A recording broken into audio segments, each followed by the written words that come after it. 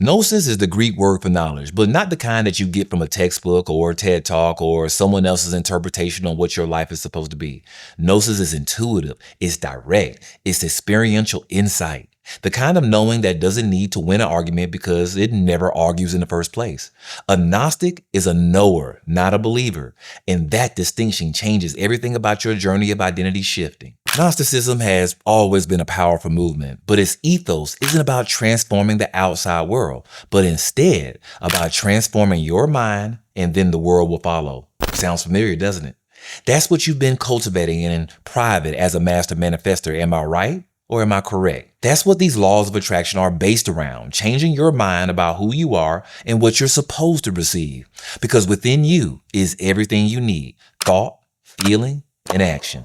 Everything required to deliver to you and your family, everything that God has, because you originate from that same source. It's all built into the journey to become the God of your own reality. But God does not dwell in a temple built with human hands. That's much more than a metaphor. It's a mechanism.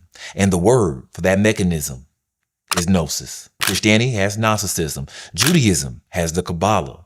Islam has Sufism.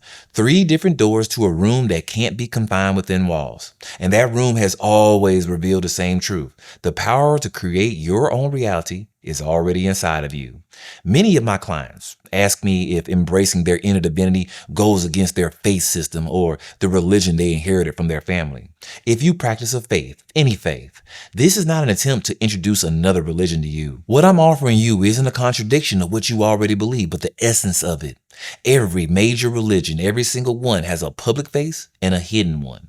The sermons, the rituals, the rules, that's the exoteric, the part everyone sees. But underneath it all, there's an esoteric layer, a deeper teaching reserved for those willing to go beyond the surface. Now, if you committed yourself to any identity work before you tapped onto this video, if you followed other creators, read the books, and spammed all the techniques just to end up with mediocre results, what you were taught wasn't wrong. It was just incomplete.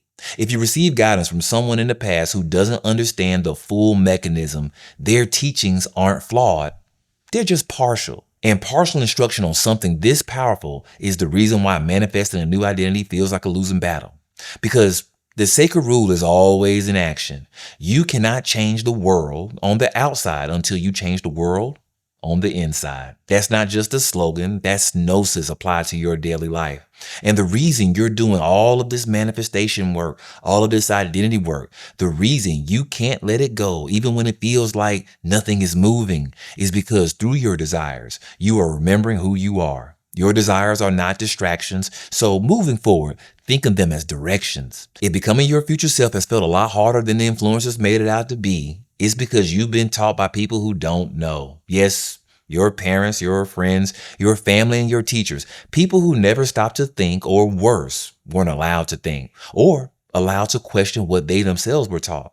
And there's no judgment in any of that, no judgment at all, because there is something beautiful about that chaos since you ended up here with me anyway. There's a difference between someone handing you a partial map and someone showing you the full terrain from a bird's eye view. So let me show you that new terrain. When you know something is right, despite what society believes, when you desire to manifest something and there's no confirmation, no signs, no validation, no evidence anywhere around you that it can be done, belief is not going to be enough, my friend. Belief can be argued with. Belief can be negotiated with. Belief can be shaken. Belief leaves a question mark somewhere at the back of your mind. You don't need belief moving through timelines. You need knowing. You should know that you are destined for more the same way you know what your name is. Nobody has to convince you that water is wet, that the sky is blue. There's no argument. There's no debate. And that's where the real difference presents itself. Human beings argue with belief and even go to war over it. But you can't argue with knowing. You know that sugar is sweet. You know that the sun rises in the east and it sets in the west. You know that a good cup of coffee from the best roasters in West Midtown is a slice of heaven every single morning. Yes, it is. The goal is to achieve that same level of knowing with the identity that you already decided on. Nobody handed you a case study to confirm those things, right? You just know. You know that you can, you know that you will. And once that locks in, this manifestation game stops being something you're trying to do and becomes something you're watching happen.